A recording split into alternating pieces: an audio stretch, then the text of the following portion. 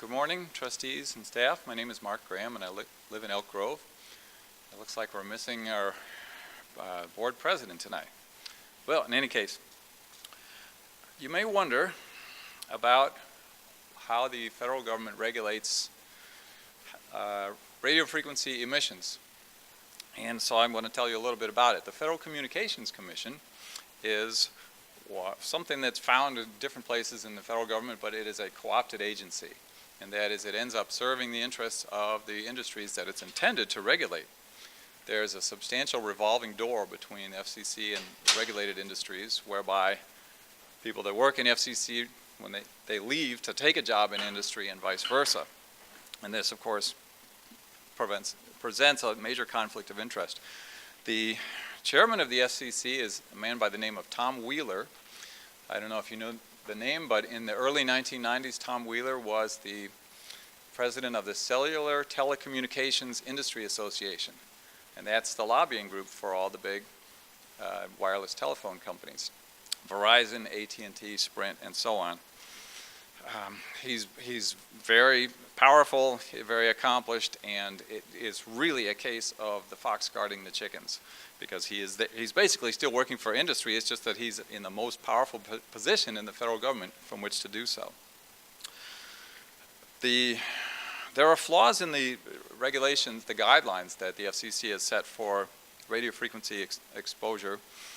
For one, the guidelines were set in 1996 and have not been updated since then. And we know how much technology has changed since then. It's changed tremendously. Federal Communications Commission is not a health and safety agency. And so they have relied, I would say selectively, on other organizations that are engineering organizations, Institute for Electrical and Electronic Engineers, American National Standards Institute, and so on. And they exist to promote technology. There are many assumptions built into the FCC guidelines on radio frequency emissions. They assume, and this is really a crucial one, they assume that if a certain source of radio frequency radiation does not cause the body tissue to rise in temperature, that it's not doing any harm and can't do any harm. That is a big assumption. It's actually disproven by the scientific research. They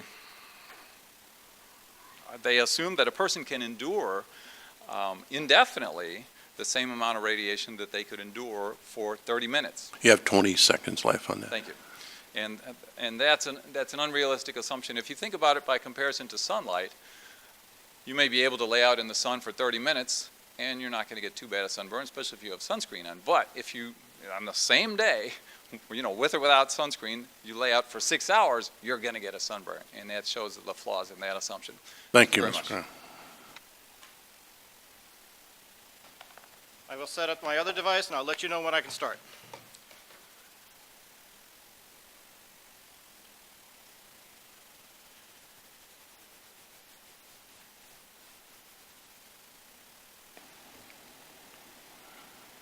Okay, I believe that I am ready to go. This is Wi-Fi. This is what happens when you actually put wireless access points on in a child's classroom. It is a strobe light. This is what is the problem with trying to manage this kind of exposure. The experience you get from a strobe light is very strong. And you can hear what Wi-Fi sounds like, because that's a wireless access point over to my right. And so the light and the sound are demonstrating to you what wireless is doing in a classroom. These are very, very, very strong bursts of energy. And if you were to mathematically average this, it would be about a half a watt or 2 watts. But that's not what our body experiences. Our body experiences the strobe light effect of the rat-a-tat-tat of data drilling at these children the entire time they're in their school.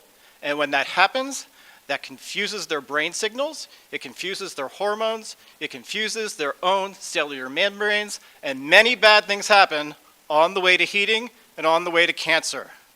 What I'm saying to you is this must stop. This must stop because this is a known toxic substance.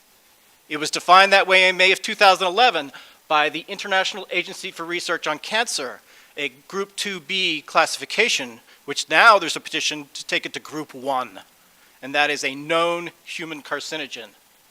In May of 2016, the National Toxicology Program, I can have the lights back on, please. The National Toxicology Program released the results of the largest toxicology study ever completed. $25 million, 15 years, and these scientists did it right. And they did it to end all debate. This stuff causes 2 forms of cancer, and it is actually confirmed in the human epidemiological studies. The studies were done on rats. And why did they do it so carefully? They doubled the size of the samples from a normal toxicology study. They were constrained by the upper dose. Almost every toxicology study ever done by our federal agency puts a kind of a normal dose, a medium dose, and a hugely high dose, like maybe 10,000 times more. They couldn't do that on this study because they actually had to make sure they did not heat the rat's tissues.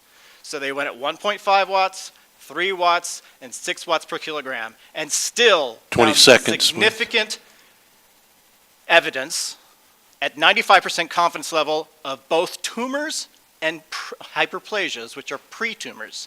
This is wholly inappropriate to put into a classroom when wired internet is a cost-effective solution. Thank you. Yes. Okay, thanks a lot. Yeah.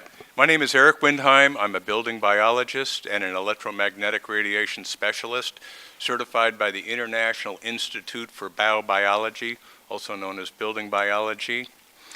I'm certified to identify EMFs, all 4 or 5 kinds, use precision instruments, and advise homeowners, building inspectors, city officials, school administrators on how to identify, reduce EMF, and maintain a low EMF healthy environment. I'm going to go over the report I've got here. I actually did a report last week for a school, was hired by a parent with the instigation of the IT person. And you can look at it at your leisure. And one of the things I want to point out is I did look also at the Hammett-Edison report, and I saw there's a lot of things in my report that isn't in his, and I want to call your attention. You know, in my report, I have the settings the meter is on, whether it's RMS or peak, okay? In mine, I identify the antenna is capable of capturing the type of Wi-Fi that's present. In fact, in my report, I identify the type of Wi-Fi frequency that actually is present, but that's not in the Hammett report. I show photos of the way I set up my data log, like this is the way we actually set up the real data log in the classroom. And then we do data logging, which is much more revealing to people. One of my goals was to make, the goal of the people that hired me was to make the report understandable to the parents, the staff, and the board. So the short of it is, this is a nice report. I guess it cost $6,300. What I've done here for my clients so far cost $350. By the time I present it to the board, it'll be $800. I had 25 data locations, and you can see I take readings on 3 kinds of EMF: magnetic fields, dirty electricity, and spot readings for microwave radiation. They do only 7 here on the average, so they're way short on that. You know, I use biologically based risk assessment charts, and I also put all the government standards so the client can make up their own mind, but at least they've got all the facts on the 20 table. seconds, please. They got full factual disclosure. And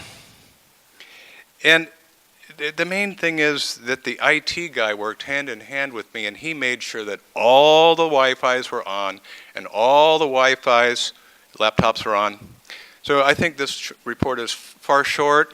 You should reject it and even ask for a refund. I'm serious about that. Time's up, please. Oh, a few more things. I can do a report on all 3 of your schools for less than 1/3 of what you paid this firm. Thank you.